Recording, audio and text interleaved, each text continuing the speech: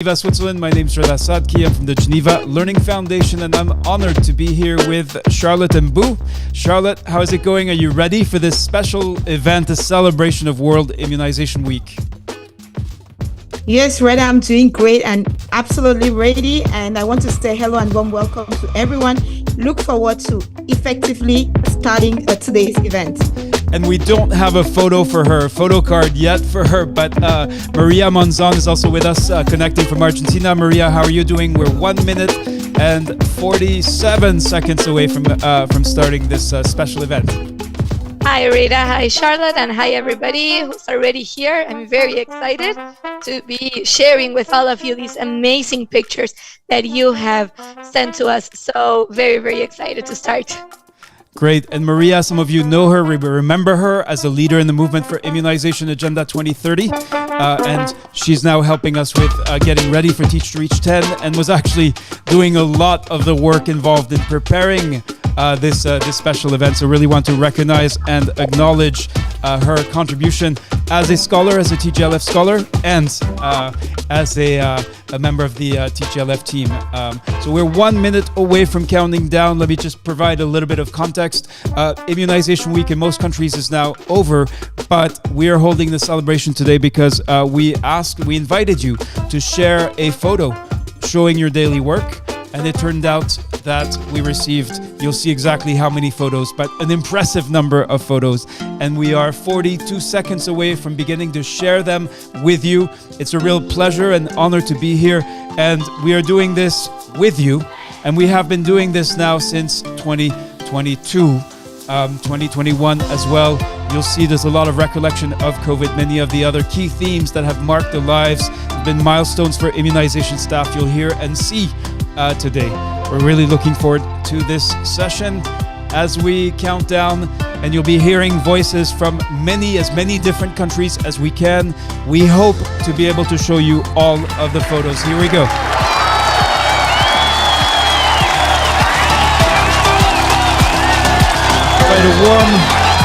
A warm welcome to you from Geneva, Switzerland.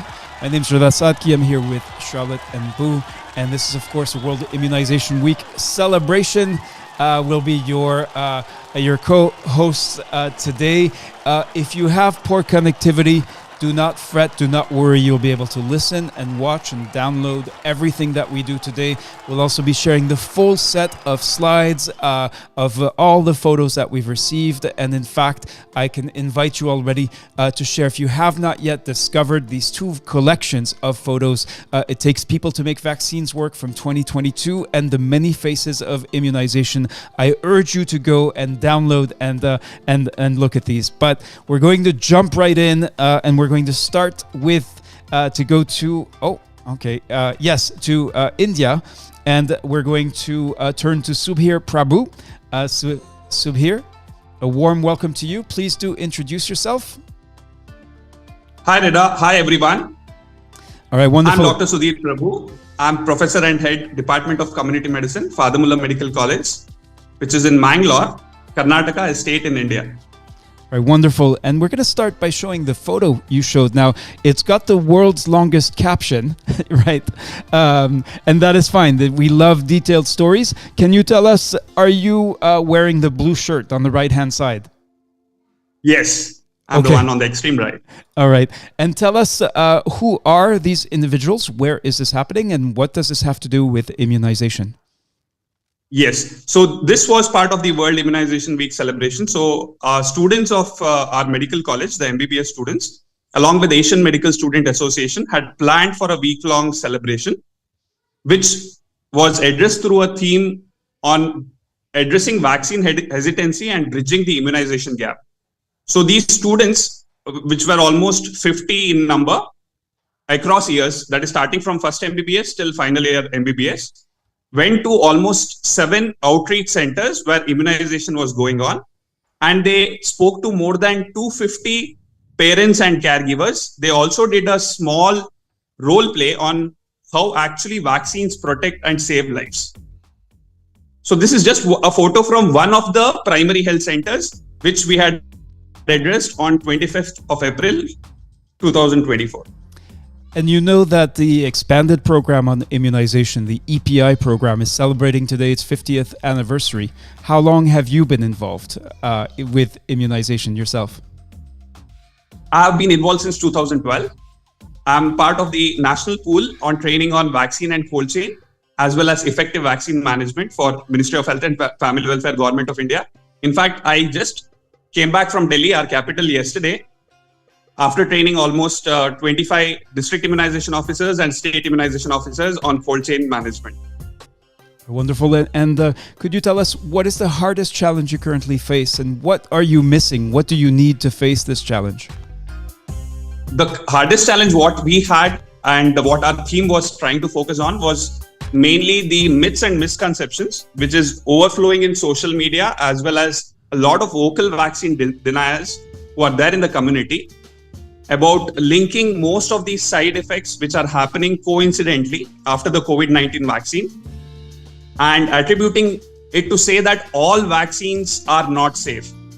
So we were trying to, as you rightly pointed out, vaccines have been saving more than 6 lives every minute, and they have been doing it for the last 50 years. And this is what we wanted to re-emphasize. And I think our students were very happy in conducting this activity in the outreach areas of rural as well as urban slums of Mangalore city.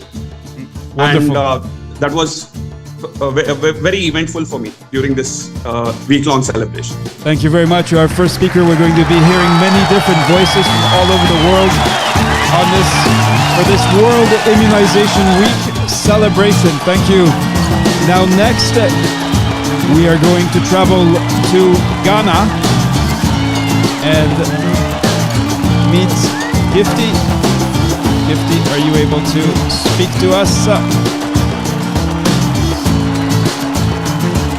Gifty was able to speak right before the event, so it'd be sad if she was not able to speak. Let's go. Let's look at her picture. Here we go. So this is hello. Yes, hi Gifty. So this picture is from the Market Road district in Ghana. You are on the right hand side, I believe. Yes, please. All right.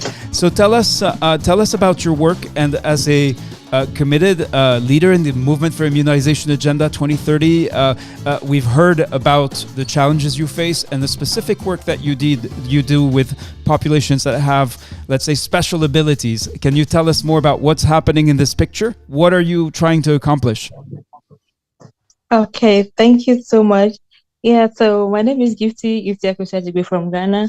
So myself in the picture, that is me in a red top with my book, my antenatal. I'm talking about the maternal and child health record book. So that is my deaf client with her child.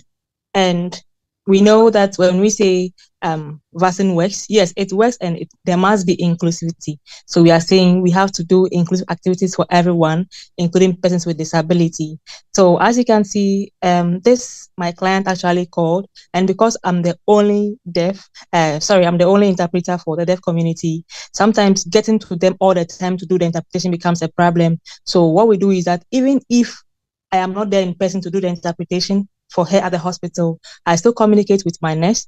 And then when they are done with the immunization, I come home, visit them so that we can go through the side effects and how to manage them. Because most of the time, these people become disappointed in some of the reactions that they see from their babies. Babies are crying. They don't know why they are crying. Babies are having temperature. They don't know why they're having temperature, and they don't even know how to even manage them.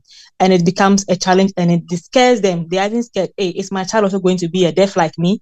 And I have to be there to just explain, to unlay these anxieties, just to prevent the vaccine hesitancy from the people with the disability. So that is what is going on here in this community, or in the picture, as you can see. Yes. And then the specific support that you provide, what then is the hardest challenge that you face?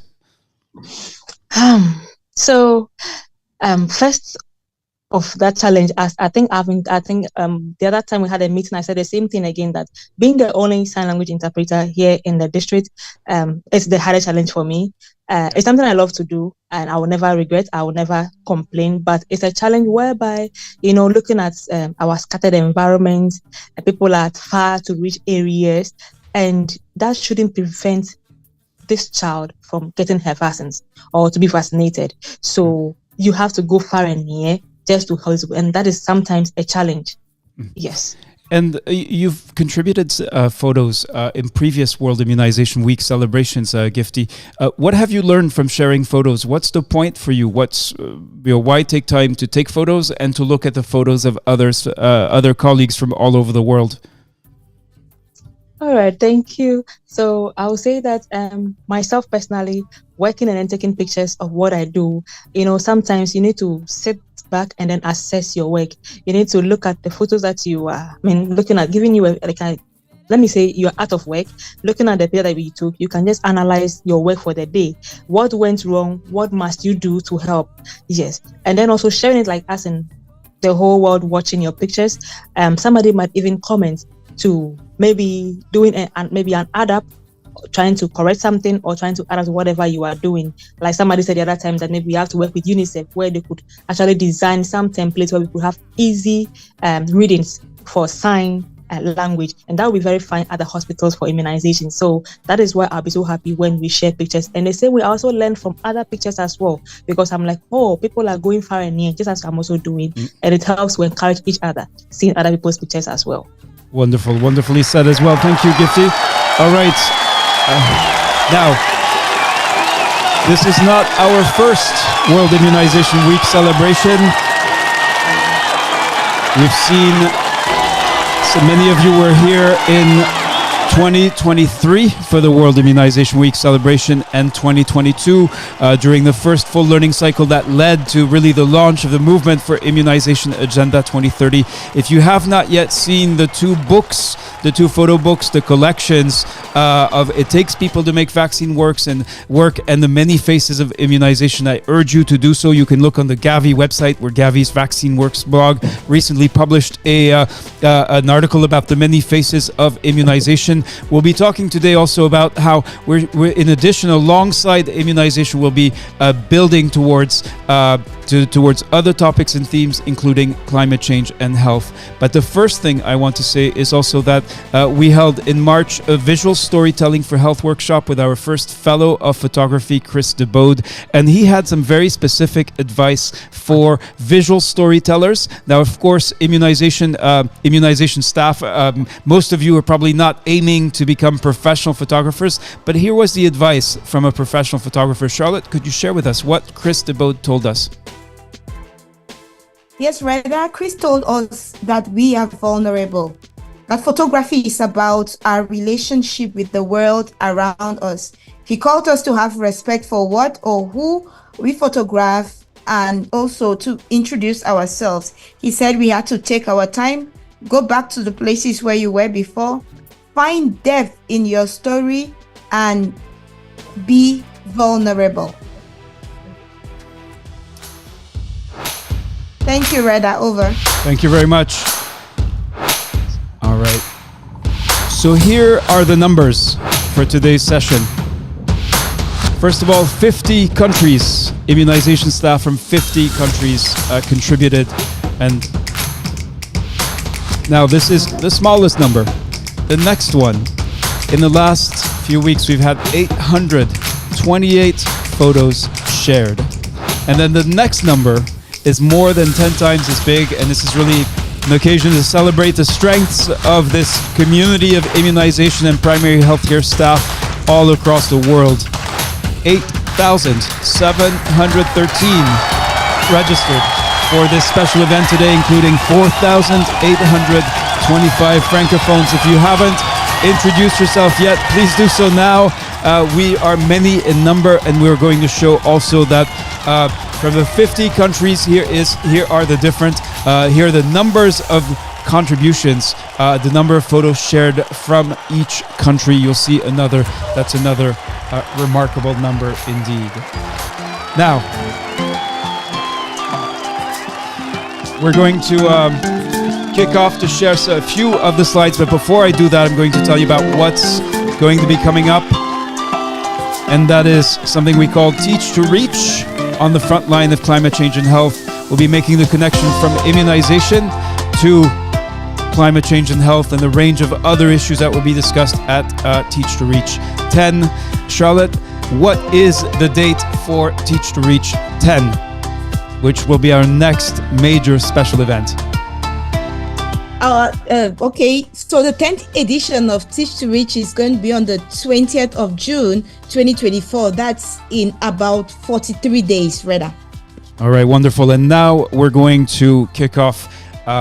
Before we show the photos, we went back and we looked at the amazing number of contributors each year for the past 3 years. And what we want to do now is actually to really honor everyone who contributed not only for 2024 World Immunization Week, but in every previous year. So we're going to kick that off, and with Charlotte, we've prepared a message that Charlotte is going to share with you, which reflects our thinking and what we mean when we say we want to honor people who work, who actually make vaccines work. So we're going to kick that off now. Oops. Over to you, Charlotte.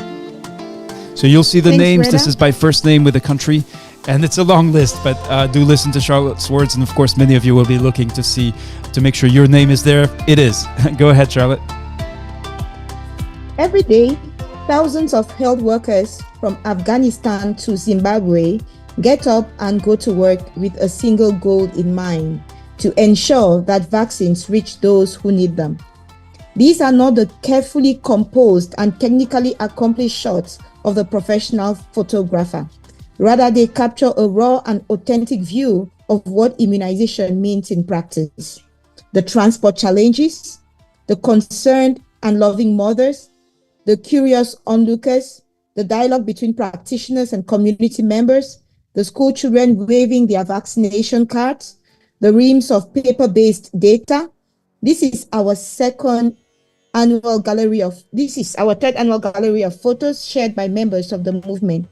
Once again, it celebrates their diversity of roles and challenges faced in their daily lives, and their commitment to the IA 2030 goal of ensuring that every child, every family is protected from vaccine-preventable diseases.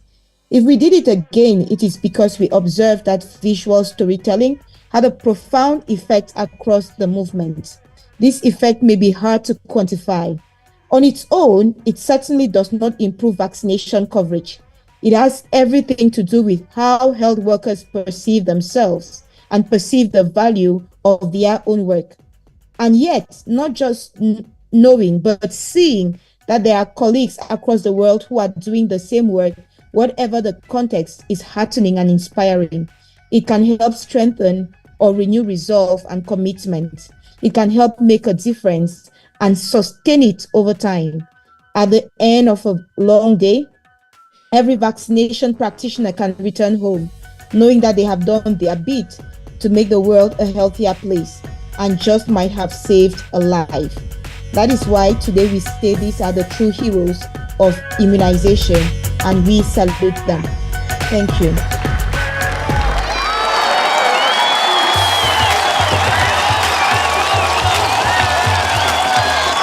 Thank you, Charlotte, for sharing this message. And please do respond if you'd like to respond or comment to what Charlotte just read. We're now at the end of the list with Zuhura Ahmed from Kenya being the last name in alphabetical order as the names are submitted. Thank you. We really wish to honor everyone who's contributed over the years. We know that some of you contributed 1 year but did not have time or simply could not make it for the second year, so we wanted to include everyone, and the level of participation has kept on increasing. It is very impressive as we build towards Teach to Reach, and if you have not seen them yet, I really encourage you to go see the two photo books. You can just type Geneva Learning Foundation photos and you should be able to find those. Another note is before we go into the slideshow is that, and the photo exhibit really is if you have not yet seen the collection Women Inspiring Women, I encourage you to do so as well, as there's some amazing 177 women who are TGLF, Geneva Learning Foundation scholars, shared their experience with their daughters and other young women who are considering career in in health or humanitarian work. So this is all leading up to Teach to Reach 10, where we'll be discussing immunization as well as climate change and health and learning from each other. Now, I believe we're ready to finally look at some of the photos, and the way we've done it is that we have prepared the photos in the order in which they received them. Now, in the photo book we'll be publishing, they'll be organized thematically. We could have organized them by country, but we chose to organize them in the order in which they were presented, and we're going to show probably the first 10, and then we'll look for someone in our Zoom studio who's a guest of honor and who'd like to share about their own photos. So here we go. This is actually the first photo that we received, and this is from Ahmed Tajuddin, and this is a Kusada Girls Vocational Primary School facility in Nigeria. And this second photo, Charlotte, tell us about it. This photo is by Weilin Ang, that's from Langsong Code Village in Myanmar, and he's talking about empowering community health workers in hard-to-reach villages by providing them with basic immunization and community mobilization training. And here we have a third photo. Let me see. Yep. And it's still from Weilin. From Weilin, indeed, yes. And some of you submitted more than one photo. We really appreciate that. And I'm looking for... All right. Okay, I'm getting a message that... Let me see. Oh, right. Okay. That you may not be hearing the music. I just saw the message from Maria and Charlotte. Belatedly, apologies for that. You should now be able to hear the music. It's something called original sound for musicians, and it turns itself off when people log into as a co-host. So I hope this doesn't detract from your appreciation and your enjoyment of the... Okay, thanks. Maria now says, now we are with music. And Maria in our team really likes exclamation points. So Dushime Lionel Kamenge University Hospital facility from Burundi, working hard for vaccination, he says. And this is his selfie. Looks like a studio photo, really. That's quite remarkable. All right, photo number 5 that was submitted. So this is not a ranking of any kind. It only reflects when individuals responded to the call to action to share a photo. Who's this and what's happening there, Charlotte? This photo is from Ojong Ebot Ayungdi, that's the Gobaro Community Health Center in Pajuyun district in Sierra Leone, and he's talking about a photo that's captured during an integrated PIRI, which is periodic intensified routine immunization supervision exercise.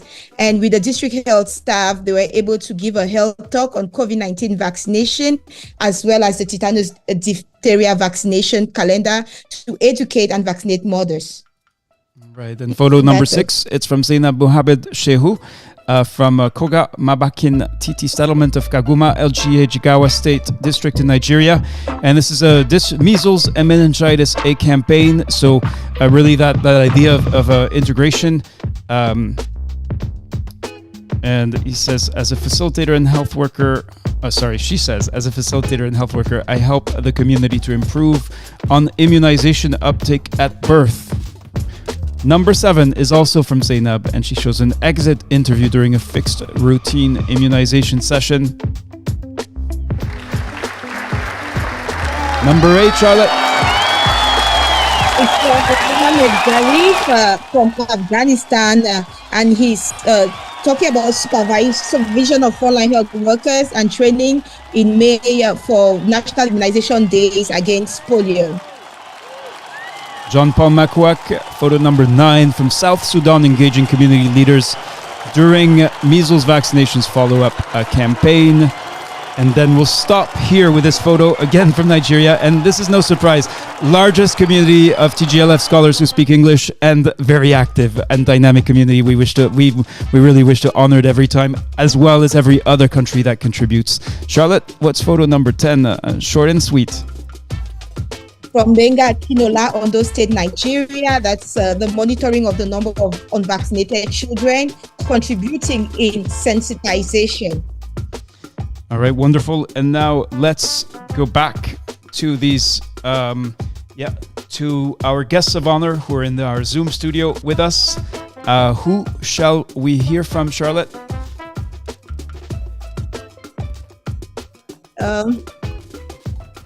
I'd like to invite, earlier on we had Jane Rebecca Olok, who had her microphone open. And then we also have Oneka Scotta, who shared so many photos from Guyana. I don't know if they're able to unmute. Okay, Jane Rebecca, we hope your connectivity.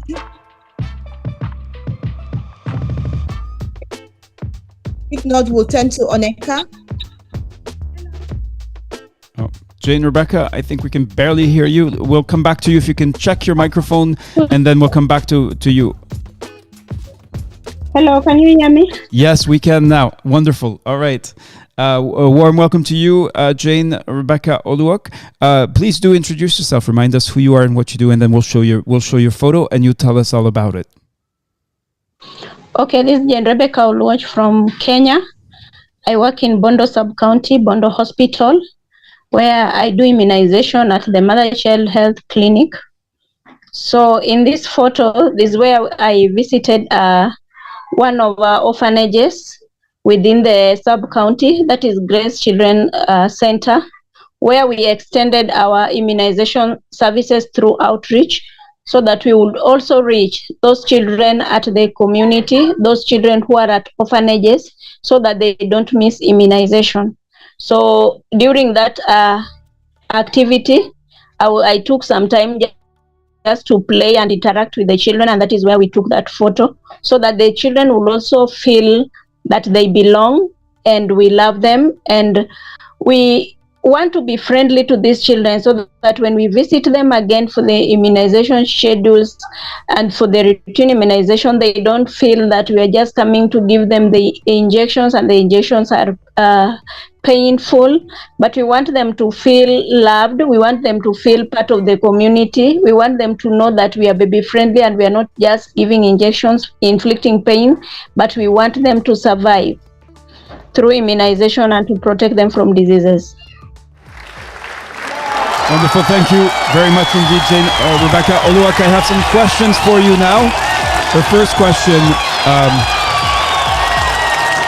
is this: what is the hardest challenge that you face, and what would help you to face this challenge in your work, and perhaps specifically the work you do is supporting orphans and their specific needs around immunization? Okay, the hardest challenge is financial support. Most of the time we are forced to extend and just use our resources so that we can reach the community. Some of the orphanages are far away distance from the facility, and when the schedule is due and there are no finances, we are forced to go deep into our pockets so that we could just offer the services. What we need to do to face the challenges, maybe through our sub-county offices, they should do budgeting and look for more donors support so that we can reach these communities, we can reach these children from the orphanages. And what you've participated, I believe, in this World Immunization Week celebration before. What have you learned from sharing photos and looking at photos from your colleagues from all over the world and listening to stories perhaps like your own or very different? Okay, what I've learned that across the countries there are various challenges. Have learned a lot from different photos that have been shared across, seeing people going as far as even going through the floods, reaching the vulnerable, people going through using boats to cross the rivers to reach those who are at islands. It shows dedication, passion, and just having a big heart so that we could reach these children, so that we be in a position to reach out everybody, so that every child gets immunization, so that we don't leave any child out. Wonderful. Thank you very much indeed, Jane, for your contribution and for the work that you do to make vaccines work. Back to you, Charlotte, for our next speaker and photo. So we have a number of raised hands. whether there is and you have all been invited to speak, Paul Okot. Let's try Fatima Zara Abubakar Otaru, who did not have a hand raised, but we're very interested in hearing from you, Fatima. Are you able to speak to us? And some of you did write to say you wouldn't be comfortable sharing, but Fatima, I hope that's not your case. Yes, are you able to speak now? Yes, I can speak. Hello, good evening. Okay, wonderful. All right, so tell us, I'm looking for your picture now. So let's start with your introduction.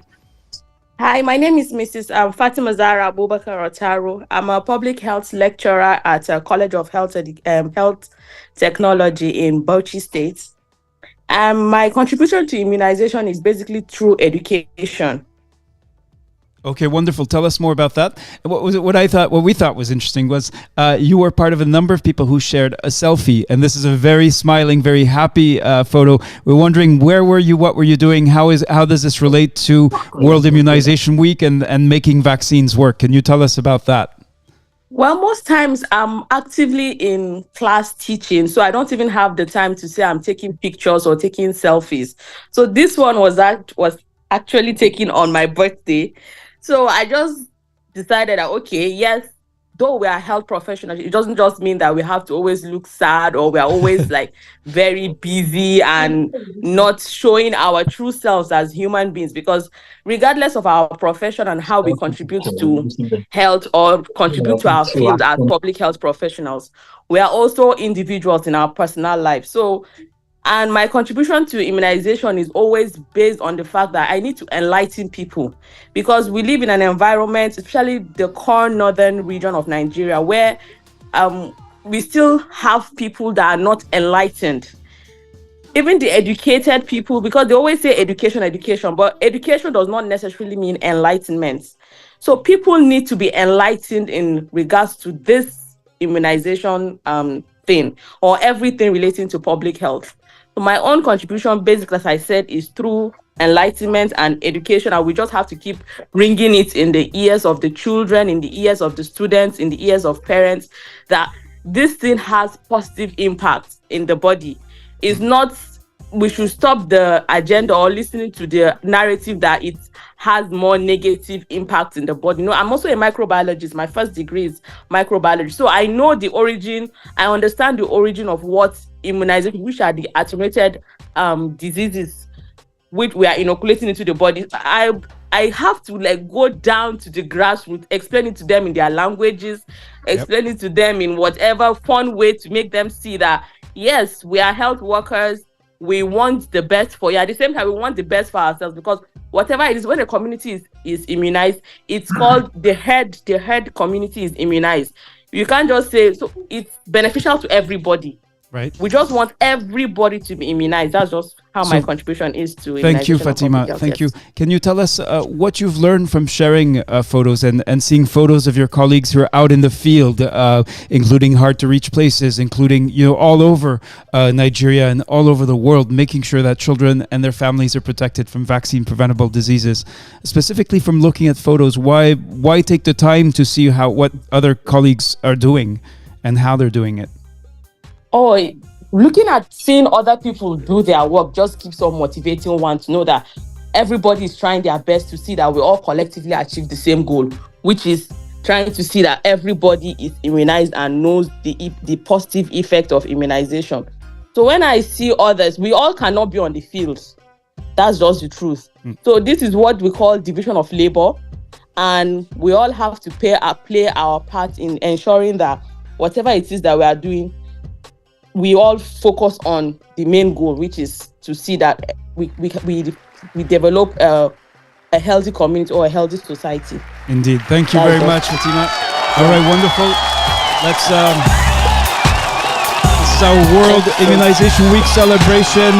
We shared this amazing number with you.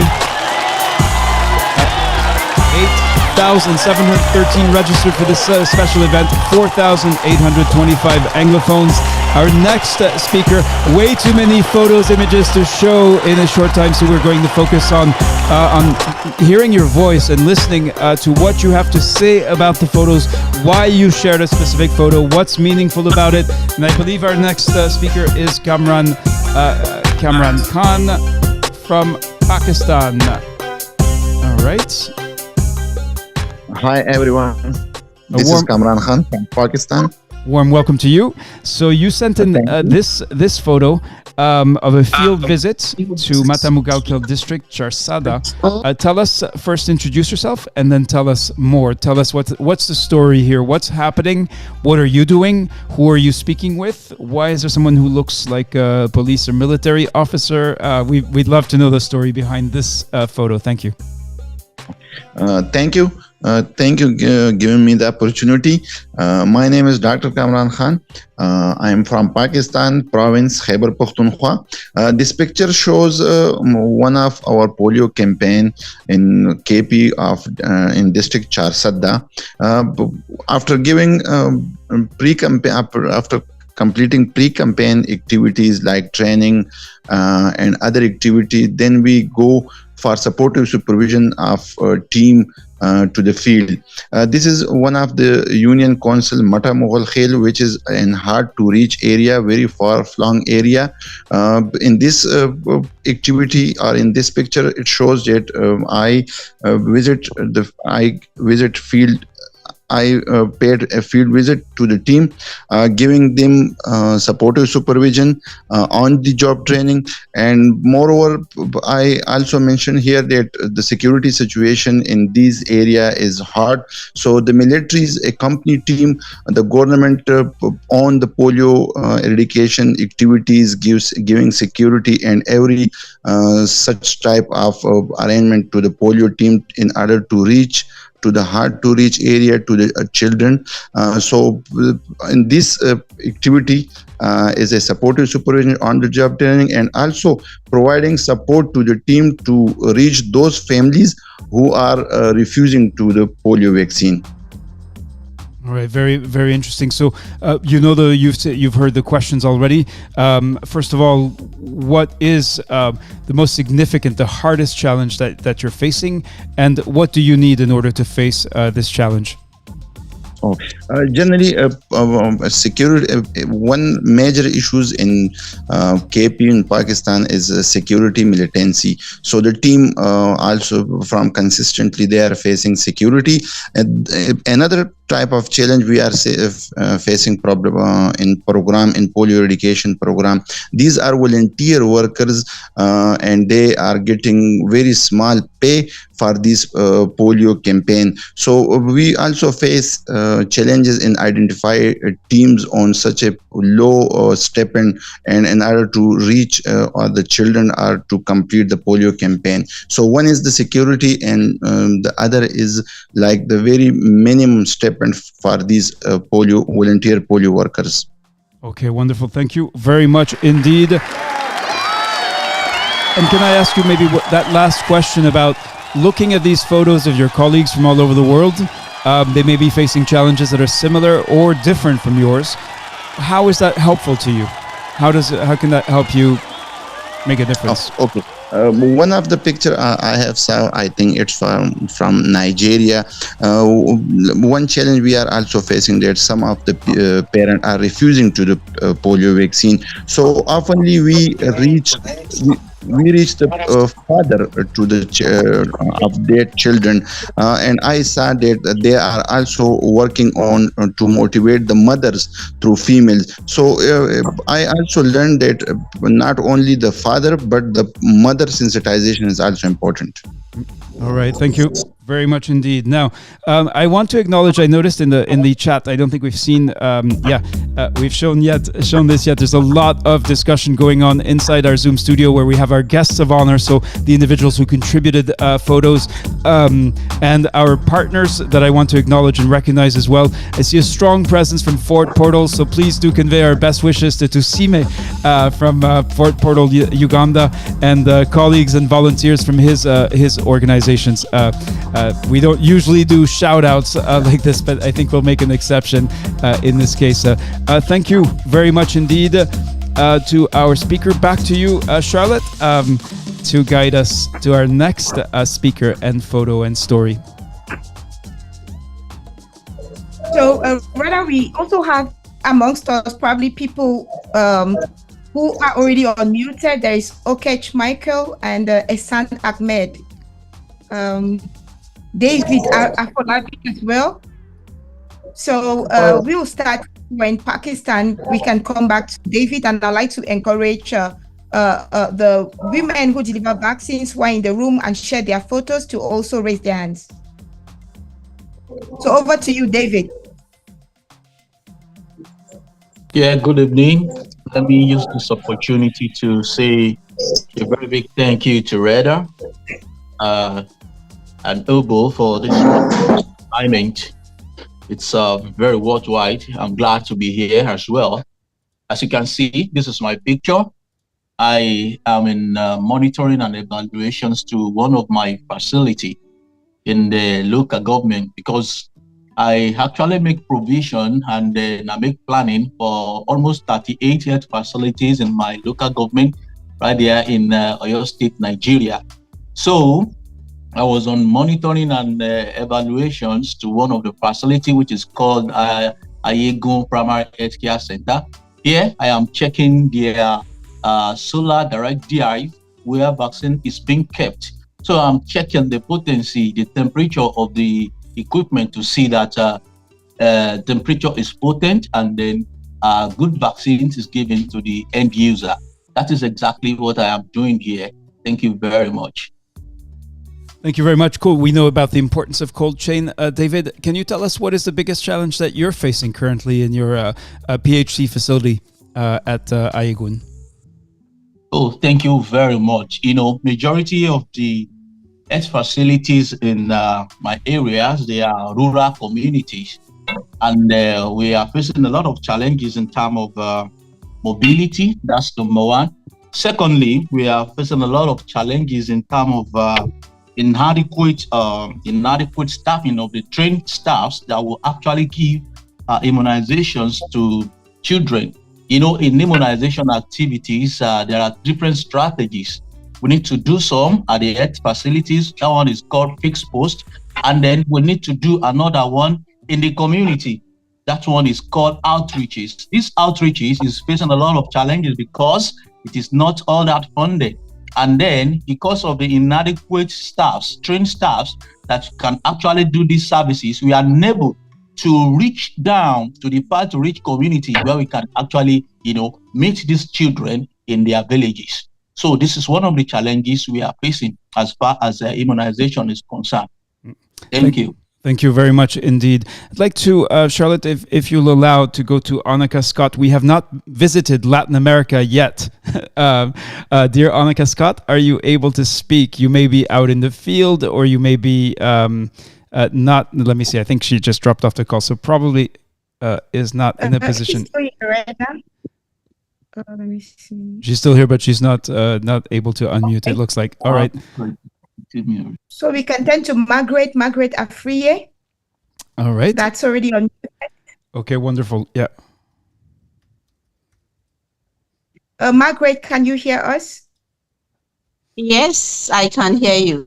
Warm welcome to you, Margaret. Well, let's start with your photo. So you shared this photo from Yaosu village in Ghana, where you were supervising a mop-up session to catch up children who were defaulters. Can you tell us? I first of all confirm that is you in the picture, and tell us about this baby, this child that you're holding in your hand, and tell us what you were doing and how it turned out. Okay, thank you very much for this opportunity. And first of all, you've been able to pronounce the name of the village well. That's Yaosu village in Ghana. And I'm Margaret Afriye, a public health nurse and a midwifery officer. So this was a mop-up session in my district, and the child was a defaulter. So we talked to her mother, and she agreed to take the vaccines. So I will just add our challenges. One of our challenge is the poor road network in Ghana. And so most of us are using motorbikes to get to the hard or how to reach areas. And another one too is the nurses running to the Western world for greener pastures. So we are short of nurses in Ghana, and it's hard to get into to vaccinate those in the hinterland. So as time goes on, do mop-up session to get these defaulters so that we can give them the vaccines to protect them from these diseases. Thank you. Thank you very much indeed, Margaret. And from looking at these photos shared by your colleagues, what do you feel when you look at these photos of colleagues from all over the world who are working towards the same goal that you are? Thank you very much. I feel that we are working, we the health workers especially those in the hinterlands, we are working, and this is how we are going to show that truly we are working for the world to also recognize us. Thank you. Wonderful. Thank you, Margaret.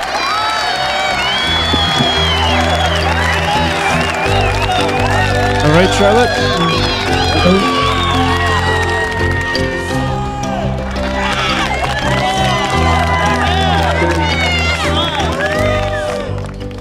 Who shall we hear from now? We are at the 43-minute mark, and we do have two very special announcements. The first one I've kind of given away for Teach to Reach 10. The second one will be specifically of high interest to Nigerian colleagues participating in this World Immunization Week celebration. I'll say no more for now, and we'll wait till the very end of the meeting, and then we'll do the rest of the photo exhibition. So really trying to work through all the slides together, listening to music. We won't comment or discuss them, but we'll make sure that at least we can get through all the slides. That'll take us over time, of course.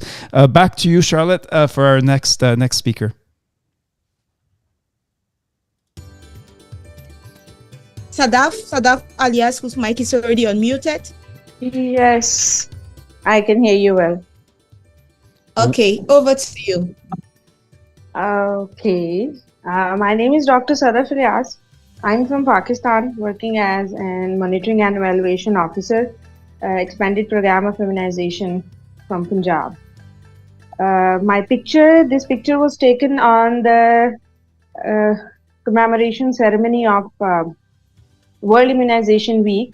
That was the day when our province had a provincial seminar for the advocacy and acknowledging the efforts of the staff working for immunization and all the achievements we have done so far towards immunization in Punjab.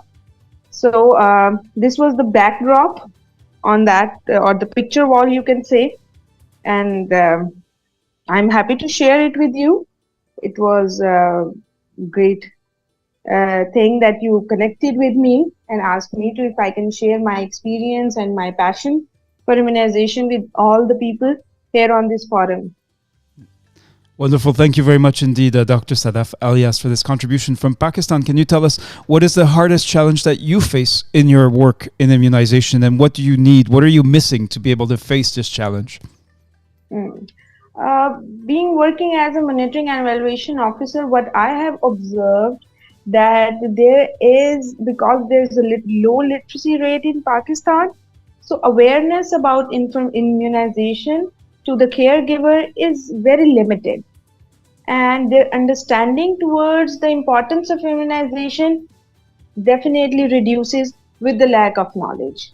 So even though we are working very hard on the community behavior change strategies, that has improved, but not to an extent where caregiver bring their own child to the fixed center and get it immunized. We have to go to them, we have to track them, and then get them vaccinated.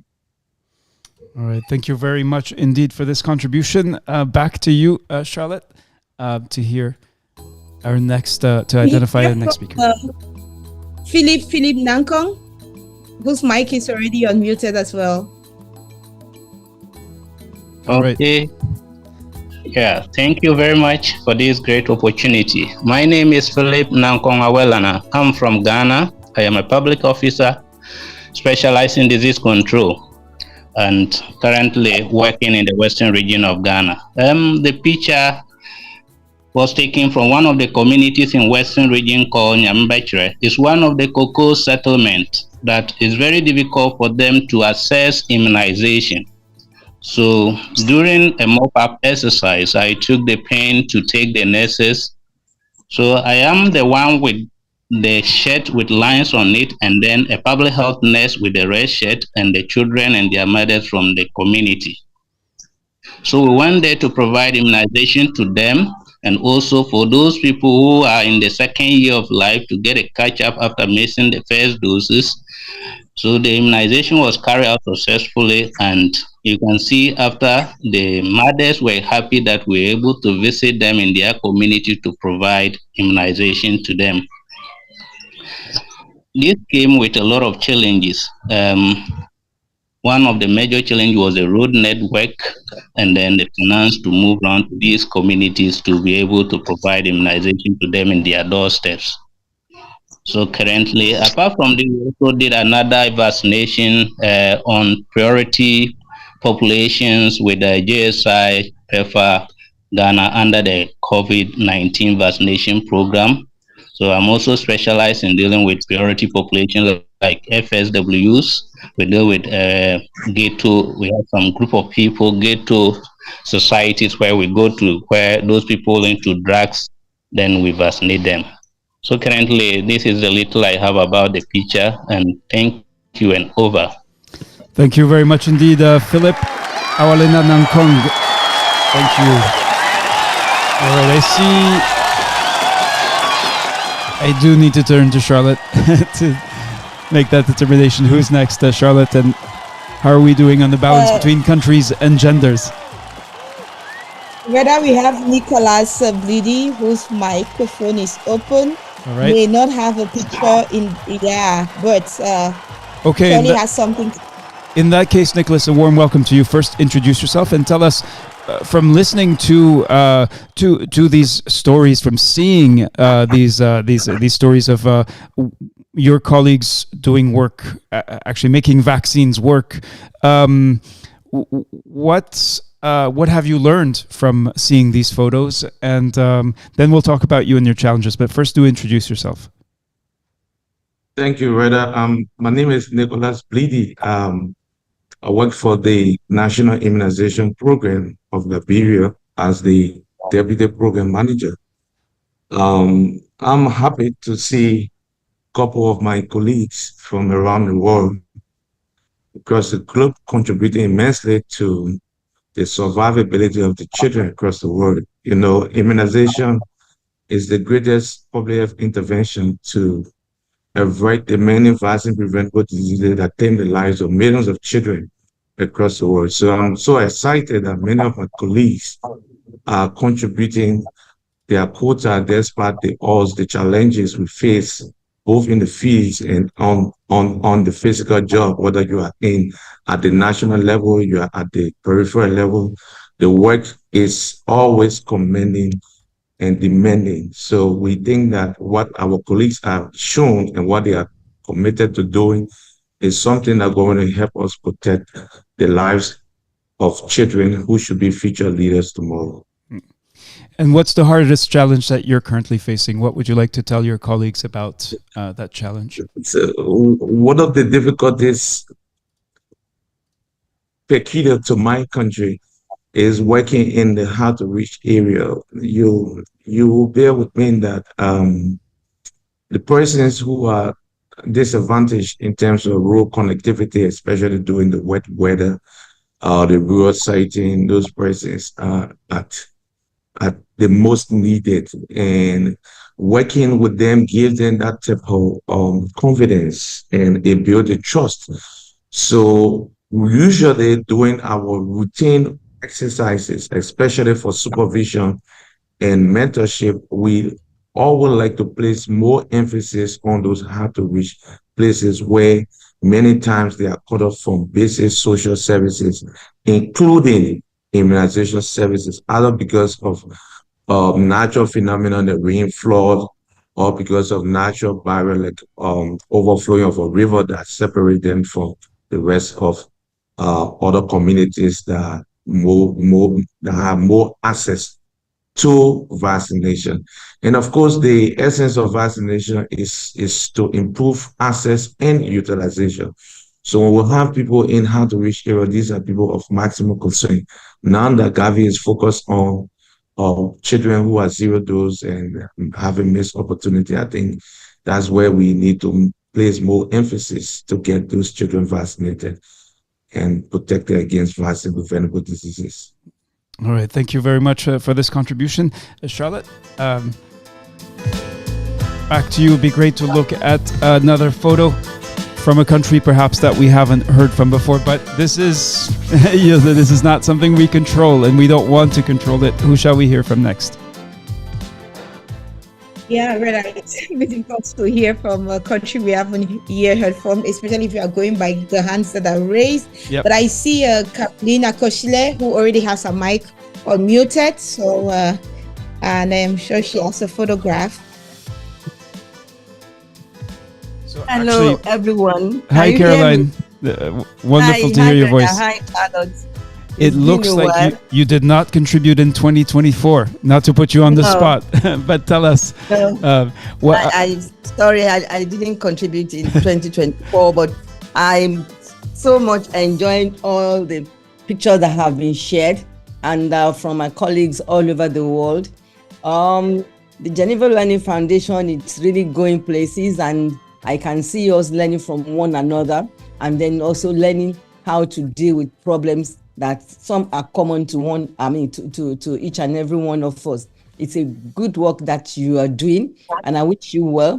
And I'm also looking forward to Teach to Reach 10, and especially that network aspect, whereby you can talk to people from other countries, and then you can even see people you can be a mentor to and people that you can be a mentee to. It's a good way of learning from one another. You guys are doing a good job, and I pray that the next time I'll be able to contribute some photos to what we are doing. Thank you very much. Thank you very much indeed, Caroline. Actually, yes, yes, Charlotte. Yeah, I just wanted to say thanks to Caroline Reda and also invite Abdullahi Bihi. We'll probably be going to a country that we haven't visited, that's Somalia. So Abdullahi Bihi, that to me had quite a captivating photograph. Indeed, yes. So Abdullahi, you shared a selfie, but it's a World Immunization Week selfie. We can see the logos of the global partners. We can see many of the international slogans. Be interesting to hear what this means to you. Tell us what you do and tell us about this photo.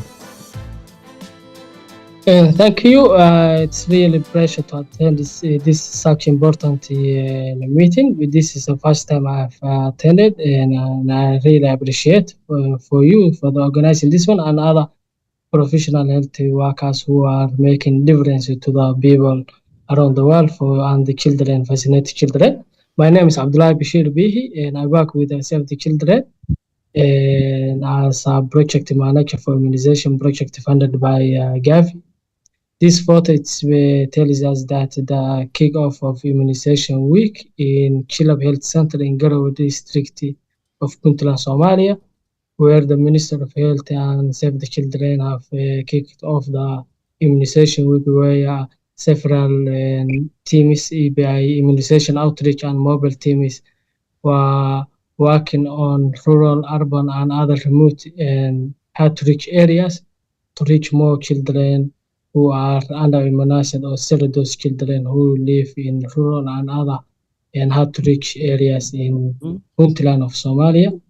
Actually, this reports tell us that the work ahead and the importance of immunizing children who really need it, because immunization plays a vital role for child health, and as per the WHO and statistics, immunization prevents around 3.5 to 5 million deaths every year. So it makes that this is a crucial work for all health workers to immunize children to prevent the possible deaths that may cause for immunizations. Thank you. Thank you very much indeed, Abdullahi Bihi from Somalia, for the work that you're doing.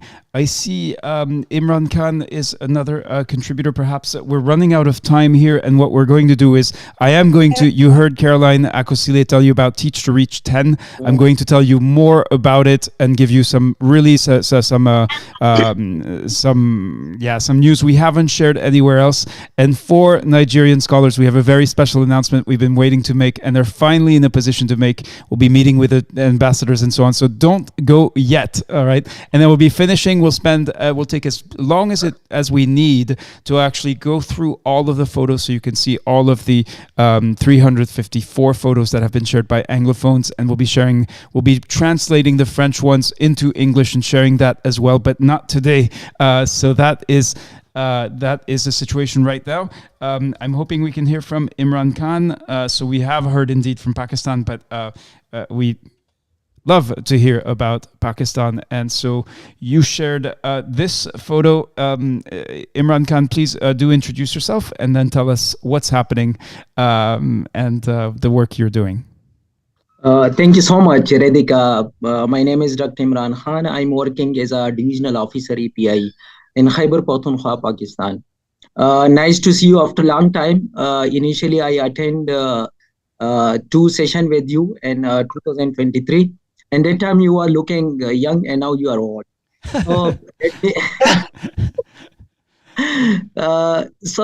This picture which I share with you, and that time I was in Sindh province of Pakistan. The Sindh province of Pakistan have request to the federal API about to conduct maternal and neonatal tetanus elimination pre-validation. So the maternal neonatal pre-validation assessment was conducted by the Federal Directorate of Immunization along with the collaboration of WHO and UNICEF.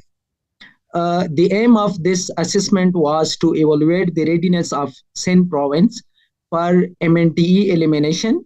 It involved a desk review of district performance over the past 3 years on core and surrogate rest indicator, followed by NC to field assessment in 3 to 5 least performance district. Initially, we have conducted a TT campaign, SIA, in selected low performance area. After 1.5 years, the assessment was covered various district and Sindh province. The focus on those identified is least performance in terms of MNTE elimination efforts. So the purpose of the assessment was to determine the status of MNTE effort in Sindh province, identified areas requiring corrective measure before proceeding to the validation phase. So initially we conduct the desk review. EPI reviewed district performance data over the 3 years, focusing on the risk indicator related to the health infrastructure, human resources, immunization coverages, and neonatal care coverages, which include skilled birth attendees and neonatal tetanus surveillance. After that, we selected the district. The selection of the district was on the risk indicator, and least performing district was selected during the disk review findings. After that, we go to the field. The picture I share with you people is from the field, in which I visited a house. I found a child. So I gave him a balloon. That was initially I planned to give a child during my field visit. So during the field visit, we conduct at least selected district using a standardized protocol and scoring method to evaluate various aspects of MNTE elimination, which include immunization services delivery, antenatal care coverages, skilled birth attendance coverages, neonatal surveillance. After that, we goes to the basic health facilities and uses. Criteria was to select the pollution density, the density polluted in a council, which perform very low, independent of their geographical location. So before you ask from me about the hardest challenges, I want to answer you that during the MNTE elimination, which was conducted in the Sindh province of Pakistan, which include incomplete surveillance data, limited access to the remote areas, There was also issue of the community engagement, and there was a lot of resource constraints. So because of they are not trained on the data analysis, because of this, we can't ensure the data quality and accuracy. I want to also answer another question which you asked from my other colleague also. If we want to improve what we need in Pakistan for the surveillance, to improve the surveillance system, we have to enhance the capacity of real-time data collection, which is only possible through the mobile app technology. We also have to strengthen community engagement, just like my other colleague from Pakistan mentioned. We have to increase the resources, allocate sufficient funding and logistic support to reach the remote areas, which was impossible without the resource and insufficient budget. And I also realized during my field visit and to the hospital that I found a few health workers and doctors which don't know about the field work, field staff, what are they are doing in the community, and they don't know about the strategy of the surveillance, how the MNT is eliminated. So we also need a training and capacity building of not only the routine immunization health workers, we also have to train and give capacity building to improve the capacity building of hospital staff also. Next thing is the basic challenge here in routine immunization in Pakistan is no one is trained on the data analysis. Few of the people have the quality that they are trained on the data. So that's why most of the problem you are facing here in Pakistan is the data accuracy and quality assurance mechanism to ensure that the data is reliable and accurate. Thank you so much. Thank you, Dr. Imran Khan. Thank you very much indeed for this contribution from Pakistan. Now we are actually already over time, but that's what. Yes, but that is okay. Almost no one has left the room, our Zoom studio, which is absolutely amazing. What we'd like to do now is tell you about Teach to Reach. So this Teach to Reach is a 10th edition. There are in the room some of the people who have been here since the very beginning. The very first Teach to Reach conference, 23rd to 25th of January 2021. That is almost 4 years ago, and we're going to have to celebrate with the 10th edition. It will be under the banner of the Movement for Immunization Agenda. But what is new and different about this upcoming Teach to Reach is that we are opening up Teach to Reach beyond the field of immunization to encompass other areas. And the way we are going about this is by thinking about and looking at and trying to better understand what is happening on the front line of climate change and health. Many of you know that in July, and many of you participated in the special event last July, on the 27th of July, 2023, health professionals on the front lines of climate change. 4,700 health professionals shared their detailed insights and observations of what's changing in climate, what is changing in health. And this will be center stage at Teach to Reach 10. There's a very obvious connection to vaccination and to immunization for many different reasons. Gavi has recently published a series of articles for immunization staff who are interested in that connection. Now, what is happening with also at Teach to Reach 10 is a focus on neglected needs of women's health generally, and specifically this neglected tropical disease, female genital schistosomiasis, affecting 56 million women and girls in sub-Saharan Africa. We'll be discussing about FGS, which we have before, but we'll also be introducing a new Teach to Reach partner that is a global partner working on neglected tropical diseases, and very pleased to introduce this new partnership at Teach to Reach 10. The running thread, we're about to, and I'm very sorry I cannot make this announcement yet, but we're about to announce 3 major new partners for Teach to Reach. If you are interested, concerned, affected by malaria, by neglected tropical diseases, you are going to be, we hope, pleased to see that these partners are stepping up to listen and learn from you and with you. The running thread for Teach to Reach 10, you may wonder, well, isn't Teach to Reach a little bit all over the place?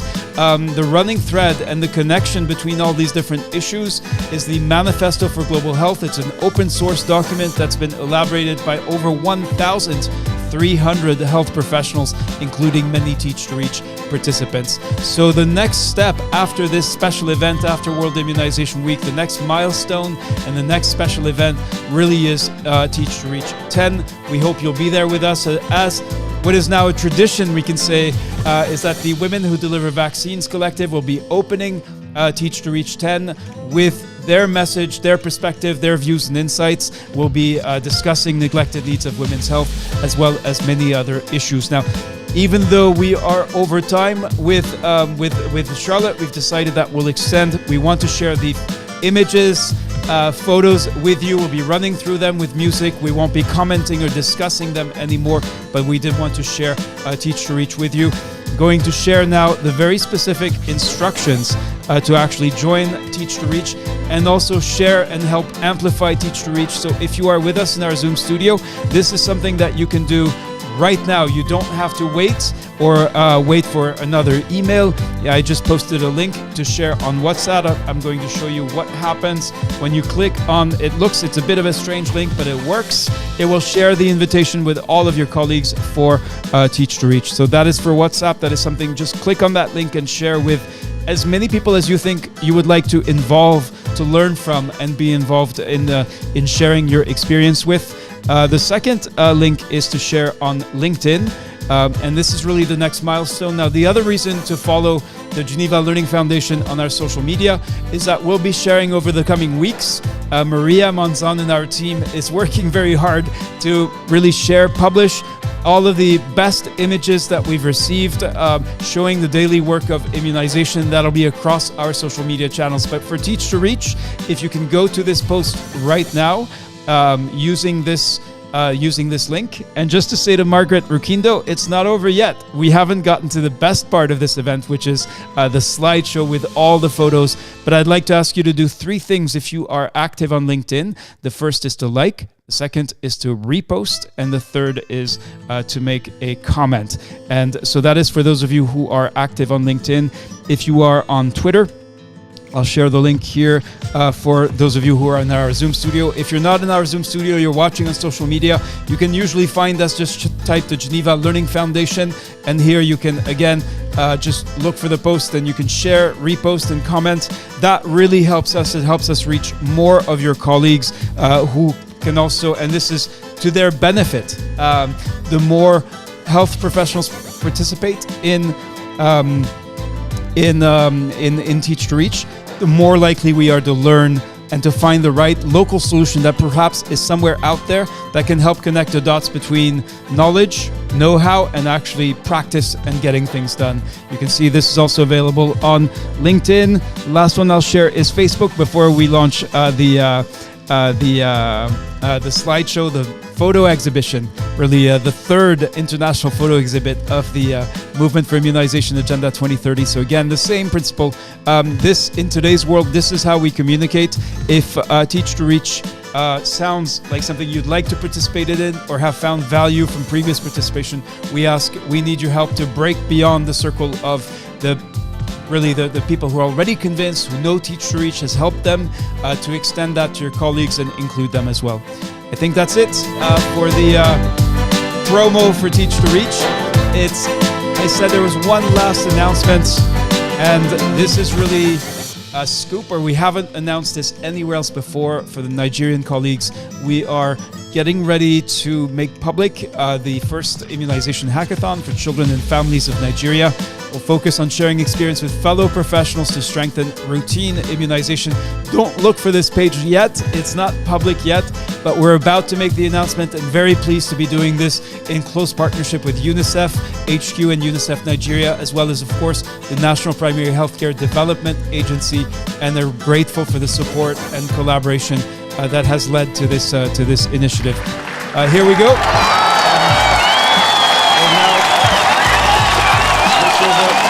What we've all been waiting for, and really the very reason we are here.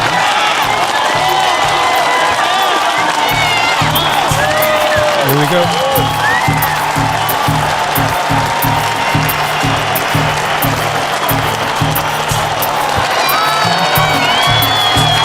Thank you for those of you who are sharing.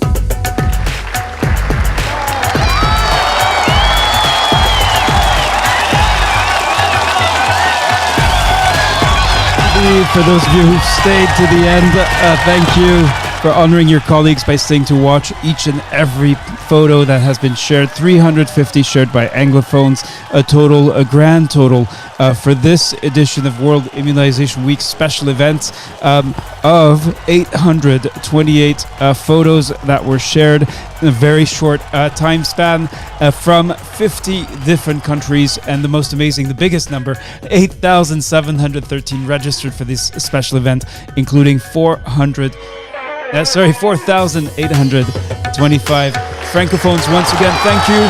This is not our first World Immunization Week, probably not yours. If you haven't seen the storytelling, the photo books of visual storytelling, I want to encourage you to go look at them. I'd like to thank and recognize our partners who supported this event, and especially our fellow of photography, Chris deBode. And we are all invited to Teach to Reach 10, which will be focused on the front line of climate change and health, but of course under the banner of the Movement for Immunization Agenda 2030, and a range of issues, and we'll be introducing new partners in the coming days. We're very excited about that. Just sorry we can't say anything yet. Once again, thank you. Look forward to seeing you. We hope to see you at Teach to Reach 10. 20th of June 2024 is what you should mark on your calendars. Thank you very much indeed. Thank you.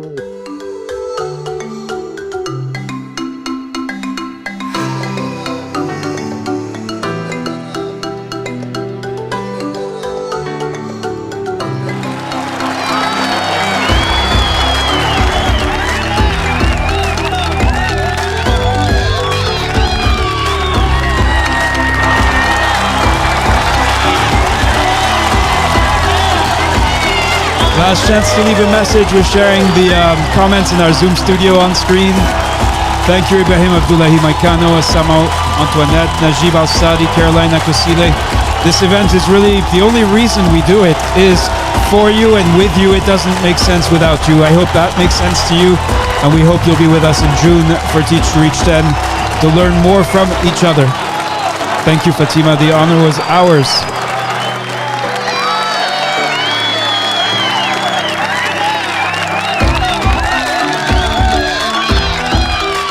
I think I almost forgot to do this. We did it for the French. Charlotte, love to hear how you're feeling, not just what you're thinking, but also what you're feeling right now. And for you to have the closing word for this special event for World Immunization Week 2024. Thank you so much, Reda, and I hope you're able to hear me because my connectivity is indicating that it's not very stable. But I feel very excited and very happy as always because it's incredible to give a face and to give images and pictures to the incredible work that is being done by health workers all over the world, especially in the context of immunization and as the world celebrates EPI at 50. So this has been a memorable event, but this is just one of many that are to come. So I look forward to connecting with everyone again at Teach to Reach Connect 10 on the 20th of June. That's in 43 days. Meanwhile, stay tuned to us, to our social media pages and also your emails, because you'll definitely be hearing from us pretty soon. Thank you so much, everyone. Thank you, Reda. Thank you, Maria. And thanks to all those